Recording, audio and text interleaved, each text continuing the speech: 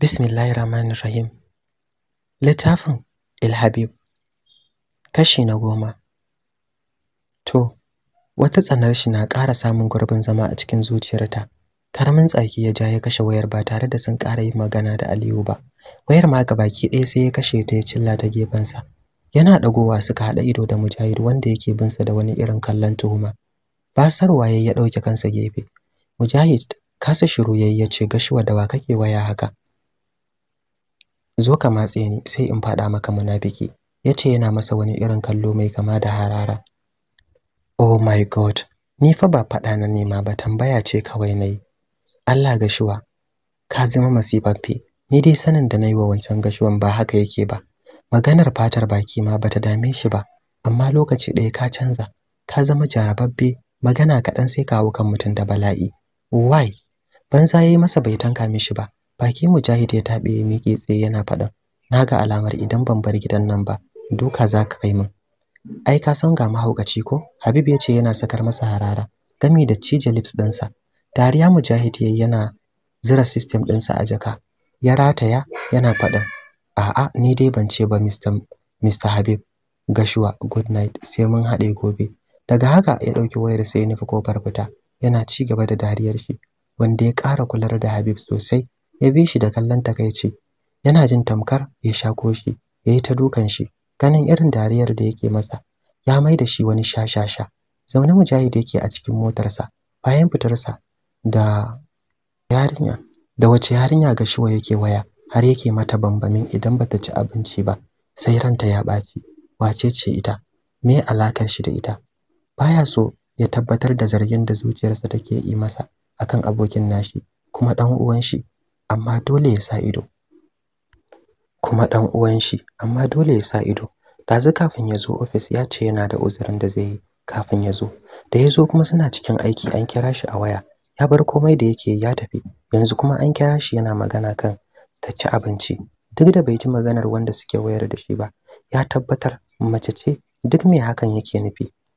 Ya tuno lokacin da Habib din yayi ruwa yayi tsaki ya ce dole sai Siyama ta bar gidan marayun da take. Ko dai wani abin ya shirya bayan faruwar lamarin. Ya san halin abokin shi sarai da kafiyar tsiya da taurin kai. Kuma dai me zai bi ba asi da diddigi har sai ya gano bakin zaren. Motar ya tayar ya fice daga gidan, zuciyarsa cike da tunanin nuka kala-kala. Habib bai samu nutsuwa ba sai da ya ƙara kiran Aliyu ya tambaye shi ta ci abinci da magungunuwa kuwa. Aliyu ya tabbatar masa da ta ci kuma ta sha maganin ta kwanta. Wayayyar ajiyar zuciya ya sake, lokaci ɗaya yana sauke numfashi tare da ya matsa lallausar sumar kansa. Kayan kallonsa ya kashe ya shiga bedroom yayi wanka ya sa jallabiya blue black ya fesa turarruka. Sannan ya tada sallah kamar yadda ya saba kowane dare kafin ya kwanta. Allah sarki, wannan kenan a daidai wannan lokacin da aka haska hoton Siyama a NTA ana cikiyarta. Hadiya da Zainab ma suna zaune a falo da yaran Aunty Ramla. Kasancewar suna duba books ɗinsu na school ne yasa basu maida hankali wajen canza tasha ba. Dan in dai suna zaune a falon basu da tashar kallo sai Arewa 24 ko NBC Bollywood. Zainab ce ta fara ganin hoton Siyama da ya mamaye fuskar talabijin din. A mazaunin wadda ake cikiyarta ta bata kwanaki 2 da suka wuce. A matukar razani ta zaro ido tana ƙara bin fuskar Siyama da ido kafin ta girgiza kafadar Hadiya wanda kanta ke sunkuye ta yi nisa cikin duba littafin hannunta. Dagowa ta yi ta kalli Zainab ta ce, menene wai? Hannu Zainab ta sa ta nuna mata TV ta ba hannun Zainab din da kallo. Ido ta kwalalo kamar za su faɗo kasa tsabar yadda ta fito da su. To wasu na ta surutu jama'a, akwai wa Habib uzuri. Ba kwa tunanin ta sanadiyar ɗauke Siyama da yi komai zai bayyana? Duk inda na leka ana ta yaɗawa Habib Gashuwa magana easy guy, mu bi komai a sannan har zuwa lokacin da zamu gano bakin zaren. Gashuwa a ci gaba da kimmashin. Ni dai dan Salma ina bayan ka. Bata san lokacin da ta saki littafin hannunta ba, cike da tsantsar mamaki da al'ajabi. Ba su da bambanci a komai na halitta. Hatta dimple din da Siyama take da shi ita ma Hadiya tana da shi a fuskarta. Wannan lamari akwai daura kai da rikitarwa. Ta sani cewa akwai mutane da yawa masu kama da junansu a ko'ina, amma wannan dai kamar tasu ta ɓaci ta yanda idan ɗaya ya ɓata za a iya kama ɗayan a ce shi ne. He's totally confused. Ta rikice da ganin wannan baiwar Allah da ake haskawa. Aunty Ramla, fito ki ga wani abin mamaki please kafin a ɗauke. Zainab da kwalawa Aunty Ramla da ke kitchen tana haɗawa abban Nu'aim fruit salad za ta kai masa bedroom ɗinsa saboda baya cin abu mai nauyi da daddare. Fitowa dai tana mitar me za ta nuna mata take kwala mata wannan uban kira. Ko loading hannu ko kinif ɗin hannunta ba ta samu damar ajiyewa ba. Anti Ramla kalli TV ki gani dan Allah. Wata kamar Hadiya wai ta bata ana cikiyarta. Zainab ta ce tana nuna wa Anti Ramla plasma ɗin da ke manne a jikin bango. Ita ma ɗin dai idan ta zaro tana mamaki har wukar hannunta na shirin faduwa. Wannan abu da ban al'ajabi yake. Allah buwaye gagar misali. Ku ga fa wani ikon Allah. Wallahi ba dan ina ganin Hidaya tsaye a gabana ba, ta ba abin da zai hana in ce ita ce wannan. Allah mai hikima. Anti Ramla ta yi maganar tana rike bakinta. Wallahi ko ni ma anti, tunda ba su da maraba da Hidaya. Ki ga fa anti, har wannan dimple din iri daya. Cewar Zainab tana kai hannu kumatun Hidaya inda nata dimple din yake. Kallon Hidaya Anti Ramla ta yi ta ce, Hidaya, ya kika yi shiru baki ce komai ba? Wani nan nauyar numfashi Hidaya ta sauke ta ce, to ai ni kam na rasa ta cewa anti. Ramla, ki duba fa babu wani bambanci da za a iya gane tsakanina da ita komai iri daya. Ikon Allah kenan. Ai Hidaya mai yin yadda ya so kuma a lokacin da ya so. Ku ci gaba da karatun ku, ni ma bari in je in karasa aiki na. Anti Ramla tace tana komawa kitchen din can kasan ranta kuma tana hasaso abubuwa da dama. Su kuma nan suka zauna suna ƙara mai da maganar har yanzu basu bar mamaki ba. Bayan Anti Ramla ta gama hada fruit salad din, ta zuba shi a wani madaidaicin bowl mai kyau ta dora kan tray da spoon ta nufi bedroom din mai gidan nata. Har lokacin da tunanin da take a ranta, a zaune ta same shi kan sofa sanye da jallabiya. Ruwan kasa shi kuma news din yake kallo. Bakinta dauke da sallama ta shiga. Ya dago kai yana amsa mata. Wajen shi ta karaso ta janyo wani karamin stool. Ta dora bowl din akai. Ta zauna kusa da shi. Daga gefen gado tana faɗin, Abban Nu'aim, kai ma labaran kake gani kenan? Ka ga wani abin mamaki da ake haskowa yanzu? Kai ya gyada ya ce baki ga yanayi na ba? Gaba ɗaya mamaki ya gama kashe ni. Allah mai yadda ya so. Yarinya sai ka ce Hidaya? Wallahi kuwa Abban Nu'aim, abin akwai daura kai a ciki. Zuwa yanzu na fara tunanin anya Hidaya ba twins bane ba kuwa. Tabbas kuwa ni ma nayi wannan tunanin gaskiya. Allah ne ya bar wa kansa sani. Amma kar wannan yasa ku yi wata magana har ta san halin da ake ciki. Ki kyale ta kawai. Insha Allah na sake ma nayi mata magana makamanciyar wannan ai na shiga uku wajen umma da baba. Daidai da rana ɗaya ba sa son abin da zai tada maganar nan har Hidaya ta fahimci wani abu. Kai kawai Muhammad yake yadawa, yana ƙara ganin girma da kimar surkar nashi, ko shi ba dan wani irin sirri da ubangiji ke kimsawa tsakanin miji da mata ba. Da har Ramla ta faɗa masa da ba zai taɓa sanin Hidaya ba kanwar Ramla bace da suka fito ciki da ita ba. Tsabar yadda ba sa bambanta su da ƴaƴan da suka haifa, sai ma fifita ta da suke akan yaran nasu da suka haifa da cikin su. Bowl din ta dauka ta mika masa ya fara shan fruit salad din. Allah sarki wannan kenan.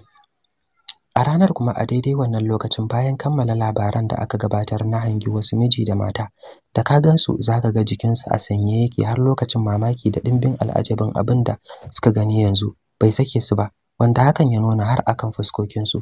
Mutumin wanda akalla ya bawa shekaru 50 baya ya kalli matar tashi, wanda a kiyasin shekarunta za su yi 45.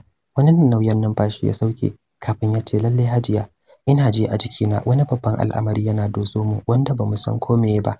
Cikin raunanniyar murya ta ce, ni kaina Alhaji ina ji a jikina kamar wani abu da ya shafi Jawahir zai bayyana yanzu. Dan Allah wa zai dubi yarinyar da aka yi cikiyar ta yanzu ya ce ba Jawahir din mu bace ba. Alamu sun nuna ita din twins ce, irin identical din nan. Ina ji a jikina wannan yarinyar da aka haska jinin Jawahir ce. Ina tsoron ranar da zamu rabu da Jawahir Alhaji. Ta karasa maganar tana sakin kuka wanda ya dade yana jinta. Tana matukar son Jawahir kamar ranta, kamar yanda shi ma mai gidan nata yake mutuwar kaunarta. Hannu yasa ya rungumo ta gefensa cikin kaushin murya da rarrashi yace, ba za mu taba rabuwa da yarmu ba Sauda. Bana fatan in riski ranar, sai dai a matsayin mu na iyayenta kuma masu ƙaunarta, dole abin farin ciki a gare mu a ce ta haɗu da asalin iyayenta na gaskiya. Kar ki damu kanki, muna tare da Jawahir har ƙarshen rayuwar mu insha Allah. Ya karasa maganar yana goge mata hawayen idanuwanta yana ci gaba da faɗa mata, tausasan kalamai na kwantar da hankali. Talabe sosai a jikinsa tana tuno abubuwa da suka faru shekaru 18 da suka wuce a lokacin da suka tsinci jaririyar sabuwar haihuwa. Nan gaba za mu ji suwaye waɗannan bayan Allah, Alhaji Mansur Jikamshi da Hajiya Sauda. Haɗaɗɗen bedroom ne mai ɗauke da madaidaicin gado da katuwar wardrobe sai tamfatsetsen miro wanda aka cika saman shi tsaf da kayan makeup da turarurruka. Gaba ɗaya kayan ɗakin kalar light blue ne da white, har kushin da sauran abubuwa da ake kawo ta ɗaki da su. An kashe fitilun ɗakin sai bishin lab da ke kunne wanda ta ba da kalar dark blue. Kyakkyawar matashiyar budurwa na hanga kwanci akan gadon da ya sha tattausan bedsheet. Ta yi shirin bacci cikin riga da wando masu kauri kalar pink mai haske. Ta rafa kafafuwanta zuwa kan cikinta da blanket mai laushi. Ba komai a kanta, hakan ya bani damar ganin kananan kalbar da ke kanta wanda ta sauka har kan kafadarta. Rike take da haɗaɗɗiyar wayarta tana ta faman danne-danne. Tana dariya da alamu tana matukar jin daɗin yanayin da take ciki. Chatin take da kawayenta na school cikin nishadi. Kiran Fauziya ne ya shigo wayar ta a lokacin kawarta ce sosai tare suke school. Pikin tayi ta kai kunnenta tare da faɗin, "Hello babe, ya daren banza, kina ina? Muna nan yanzu muka gama ganin abin mamaki a NTA News. Kin sanya Abdul da shegen san labarai TV ɗakin shi kuma ta samu matsala. Shine fa yazo falo ya kunna a TV falo. Wani abin kuka na gani a news din cewar Jawahir tana ƙara jan blanket din sama. Bari kawai bestie, wallahi wata aka hasko ana ciki yakin san Allah. Ba dan ɗazun nan muka rabu da ke ba da sai in ce ke ce kika taho kika ke da ba amin da sai in ce ke ce kika bata. Dan dai ita wannan an ce kwana biyu da batan nata kamar kifa Jawahir. Ina rantse miki ba ku da maraba da ita. Su kansu ƴan gidanmu sun yi mamaki. Wai anya baki bace ba kuwa? Nace musu baki bace gaki a online ma lokacin muna magana. Baki Jawahir ta dan tabe cikin yatsa na fuska. Allah ya bayyana ta. Amma na san kawai shegen kwakkwazo ne irin naki. Amma ya za a yi a ce komai namu iri daya? Haba sai ka ce a fim. Ke ni fa iri na ni kadai ce a duniya. Ba za ki gane bane kawata, amma ki kanki da kin gani sai kin razana wallahi. Ni dai ban taba ganin abin mamaki irin wannan ba. Amma ba a mamaki da ikon Allah. Karamin tsaki Jawahir ta ja ta ce naji to go and sleep Hajiya ta bacci nake ji. Bata jira cewar Fauziya ba ta katse kira. Ta santa da nana ta magana yanzu idan ta bar ta zancen da za ta ishe ta da shi kenan. Shi yasa ta yi maganinta duk da har yanzu bata gama yadda da maganar Fauziya ba. Kawai dai ta ga wanda suke yanayi da ita shine za ta dame ta da maganar komai nasu iri daya. Ta yaya hakan za ta kasance? Anti Ramla tana komawa bedroom ɗinta ta iski tarin miss call na jama'a, ƴan uwa da kawayenta waɗanda suka san Hidaya, ciki har da na Hajiya Inna. Tana cikin dubawa wani kiran Hajiyan ya ƙara shigowa. Ta daga kiran tana kaiwa kunnenta a ruɗe. Hajiya ke tambayar ta ina Hidaya. Idan ta fahimta dai ita ma Hajiyan ta ga abin da ya faru a labarai. Kai wannan abu da mugun daura kai yake. Hajiya yanzu suka tashi daga falo suka koma bedroom ita da Zainab. A jiyar zuciya Hajiya Inna ta sake kafin ta ce alhamdulillah. Sai yanzu hankali na yi kwanta wallahi tun ɗazu ina cikin alheri da tarin mamaki naga an haska wata yarinya a talabijin. Wai an sace ta, ba su da maraba da Hidaya. Komai iri daya. Shine na kira ki in ji kan labarin. Zama Anti Ramla ta gyara, ta san dai ko giyar wake ta sha bata isa ta bayyana sirrin da yayi shekara da shekaru a rufe ba. Ta ina za ta fara faɗin Hadiyya yar tsuntuwa ce. Sirrin da iyayenta ma ba su tona shi ba. Wace ita da za ta bankaɗa shi? Murmushi ta danyi ta ce wallahi mu ma mun gani Hajiya. Mun yi mamaki sosai amma Hidaya lafiyar ta kalau. Yanzu suka gama karatu a falo suka tashi. Ikon Allah. To masha Allah Ubangiji ya ƙara kiyayewa ita kuma wancan Allah ya bayyana ta cikin koshin lafiya. Amin amin. Anti Ramla ta amsa mata. Har suka yi sallama Hajiya bata daina jinjina maganar ba. Ita kanta Anti Ramla har lokacin mamaki bai gama sakinta ba. Suna gama waya da Hajiya kiran maman Ilham.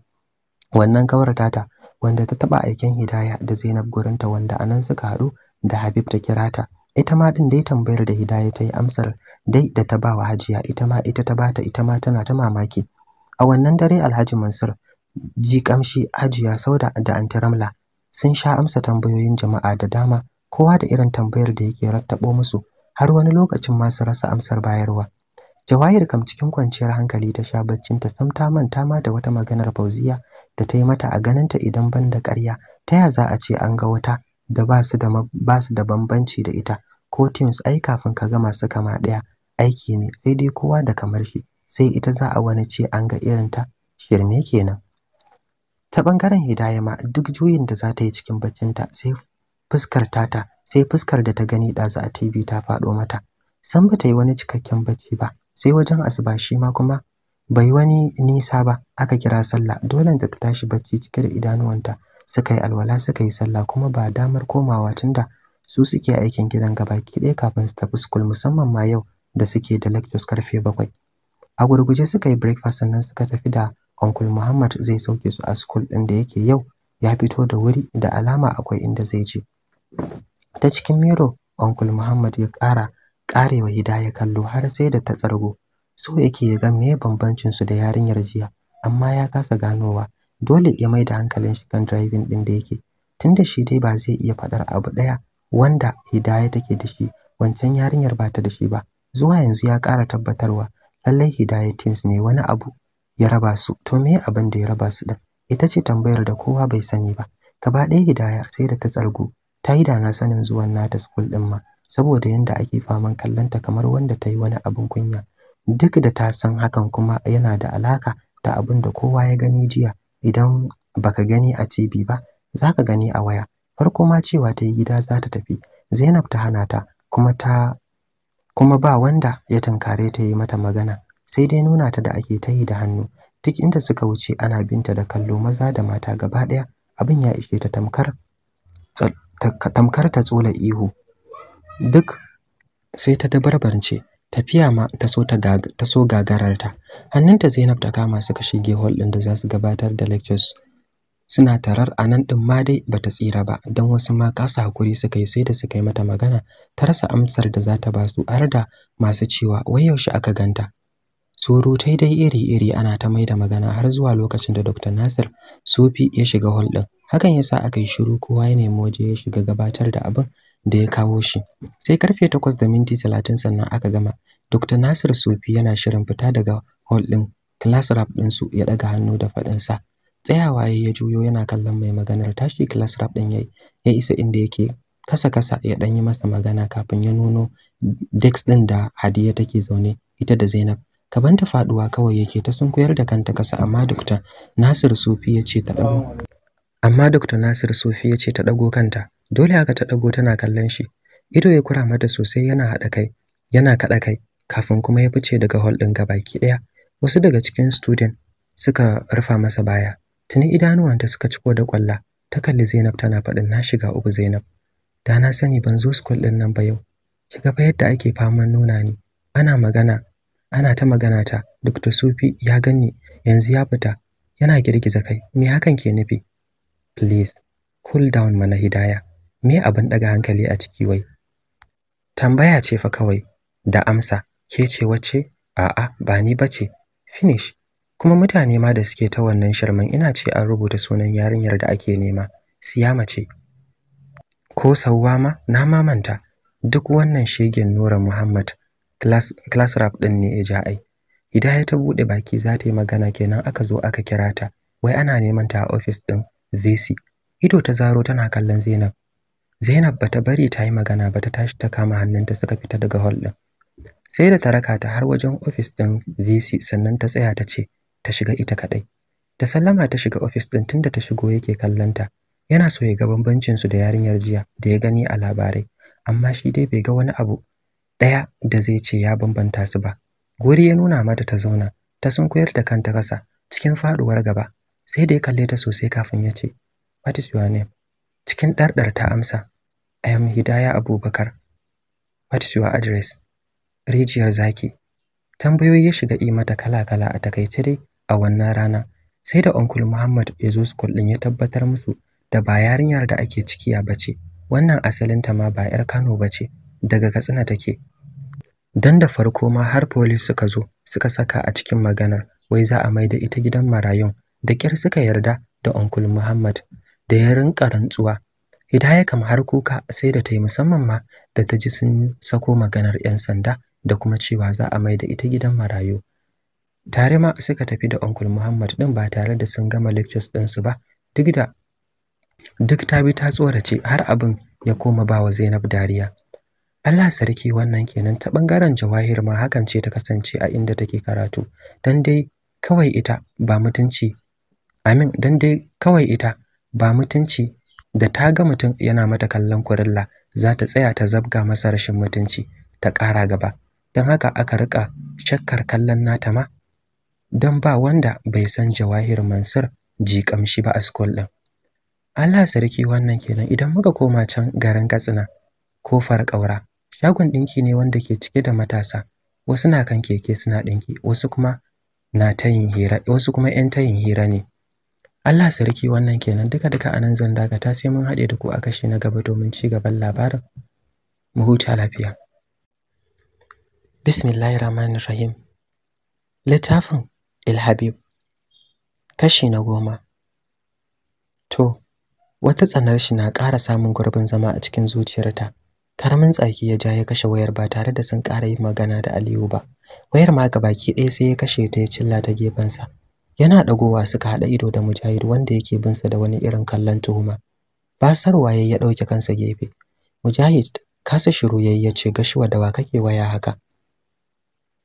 Zo ka matse ni sai in faɗa maka munafiki, yace yana masa wani irin kallo mai kama da harara. Oh my god, ni fa ba faɗa na nema ba, tambaya ce kawai nayi. Allah Gashuwa, ka zama masifaffe. Ni dai sanin da nayi wa wancan Gashuwan ba haka yake ba. Maganar fatar baki ma bata dame shi ba, amma lokaci ɗaya ka canza, ka zama jarababbe, magana kaɗan sai ka hau kan mutum da bala'i. Why? Banza yayi masa bai tanka mishi ba. Baki Mujahid ya tabe ya miƙe tsaye yana faɗin, naga alamar idan ban bar gidan nan ba, duka zaka kai min. Ai ka san ga mahaukaci ko? Habib ya ce yana sakar masa harara, gami da cije lips ɗinsa. Dariya Mujahid yayi yana zira system ɗinsa a jaka. Ya rataya yana faɗin, a'a ni dai ban ce ba Mr. Habib.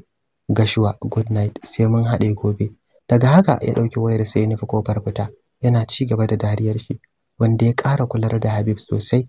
Ya bi shi da kallon takaici, yana jin tamkar ya shako shi, yayi ta dukan shi. Ganin irin dariyar da yake masa, ya mai da shi wani shashasha. Zaune Mujahid yake a cikin motarsa, bayan fitarsa da wace yarinya Gashuwa yake waya har yake mata bambamin idan bata ci abinci ba sai ranta ya ɓaci. Wace ce ita? Me alakar shi da ita? Baya so ya tabbatar da zargin da zuciyarsa take yi masa akan abokin nashi, kuma dan uwan shi, amma dole ya sa ido. Dazu kafin ya zo office ya ce yana da uzurin da zai yi kafin ya zo. Da ya zo kuma suna cikin aiki, an kira shi a waya. Ya bar komai da yake ya tafi. Yanzu kuma an kira shi yana magana kan ta ci abinci. Duk da bai ji maganar wanda suke wayar da shi ba, ya tabbatar mace ce. Duk me hakan yake nufi?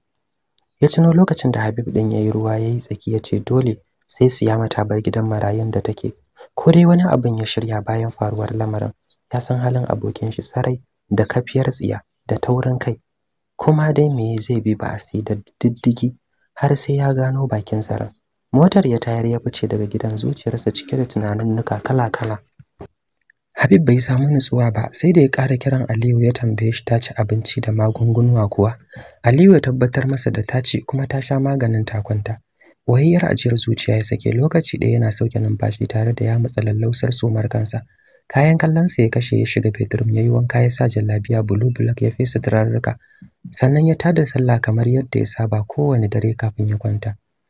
Allah sarki, wannan kenan. A daidai wannan lokacin da aka haska hoton Siyama a NTA ana cikiyarta, Hadiya da Zainab ma suna zaune a falo da yaran Aunty Ramla. Kasancewar suna duba books ɗinsu na school ne yasa basu mai da hankali wajen canza tasha ba, dan in dai suna zaune a falon basu da tashar kallo sai Arewa